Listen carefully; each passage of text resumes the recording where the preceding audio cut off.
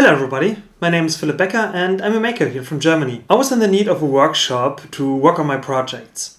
And renting one can get quite expensive here in my city, so I decided to turn part of my living room into a creative makerspace.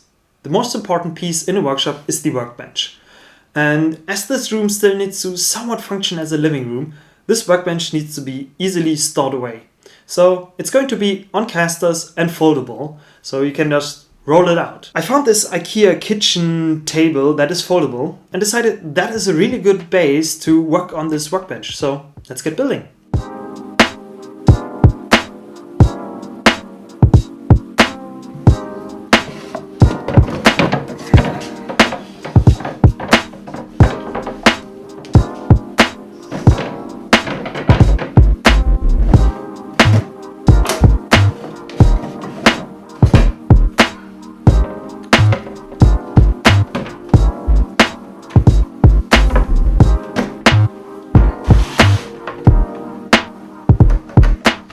Okay, I want to use these castors to make the workbench rollable and move it around easily. I didn't use the ones with a plate already attached to it because these plates are too big for the legs I have, so I'm going to use an M10 bolt coming in here and these nuts here attached here and connect everything. First step is to remove these felt parts here and drill a couple holes, etc.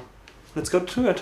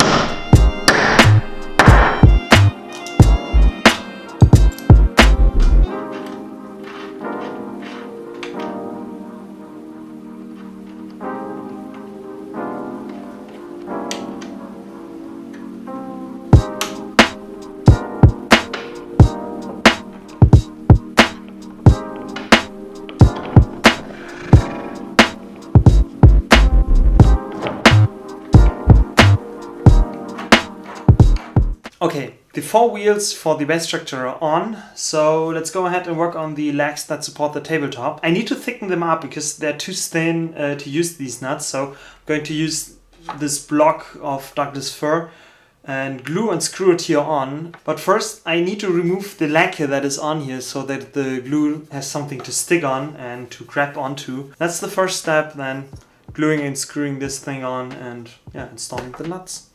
Let's go ahead.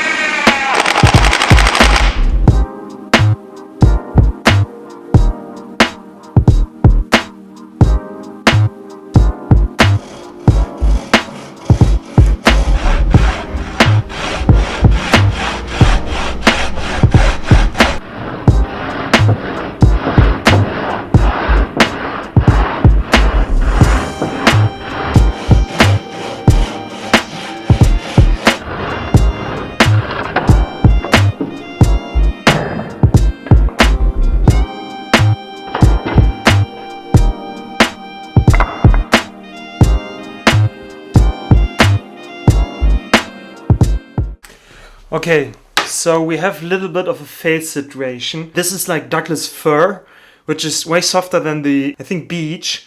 And so this nut came loose, and I don't have much faith in these nuts to hold for a long period of time in this wood. So I came up with another solution. And the other solution is there are wheels with these brackets on, which I probably should have used like from the beginning or from the get-go. Yeah, lesson learned. I now installed these ones on the legs that swing out. Let's do it.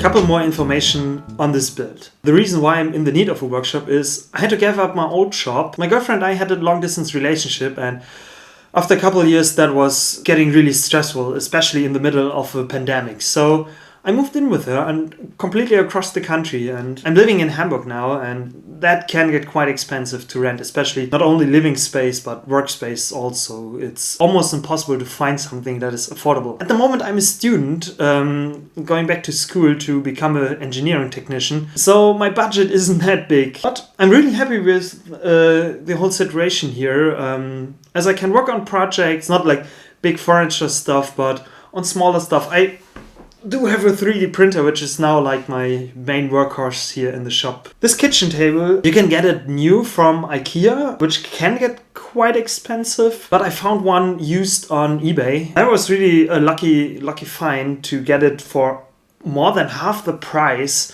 of a new one, and it was in almost perfect condition. So to the kitchen table itself, the top is solid, I think, birch wood. It's quite thick, and like I said, it's solid wood. It looks really nice, even though it's a workbench and it's good. It already got a lot of holes and dirt and so on it, but it was finished with lacquers, so a lot of the dirt just peels off and glue, etc. So, and both my girlfriend and I are really happy and already use it like a ton. It was really good that we built it, and it's became like the focal point here in the creative makerspace here in our living room. And the only thing left to say is thank you guys for watching. Subscribe if you want to see more videos. I got a second part coming up for the tool over here. Yeah, if you don't want to miss it, click subscribe. And yeah, see you in the next one.